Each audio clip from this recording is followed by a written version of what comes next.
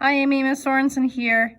Let's take a look at this problem from the start. You can notice here that your equation is not equal to 0. So you actually have to subtract 7x first from both sides.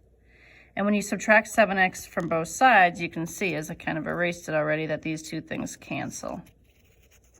Okay, and we are left with 0 on the right side. Notice that 6x squared minus 24 and minus 7x right here. Those are not like terms, so you can't combine any of them. And make sure when you're rewriting these, you write your x squared first, then your x term, and then your number, your constant. Then I put my a, b, and c right underneath them. And you can see right here that my a is going to be 6, my b -7, and your c -24. So your mistake right from the start was that you didn't set it equal to 0, so I believe your B was incorrect. Okay, now we plug right into the formula, and you know how to do that now that you've got your A, B, and C. And notice how I circled 3 different colors? I want you to do those 3 parts. And the pink one doesn't need a calculator. The yellow one doesn't need a calculator. So what's a negative of a -7? Yeah, you're right. That's just plain old 7 right there.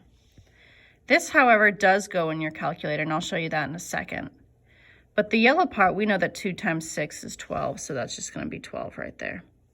But how did I get 25 right there? Well, I plugged right into my calculator, and I'm going to show you how to do that right now. Okay, so notice how there's a square root, so we're going to go second and then the square root symbol right there. And this is kind of the main mistake people make, is they forget their parentheses. So you got to do a parentheses right from the start, very first. And then you got to do another parentheses. And the reason why is we're going to end the whole thing with a parentheses at the end. So we're going to put -7 in, close your parentheses. We're going to square that, so that's going to be that button right there. And then we've got -4 times parentheses 6, close your parentheses, and then parentheses -24.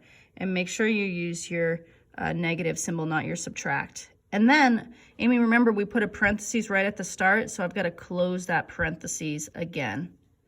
All right, I press enter, and I get 25.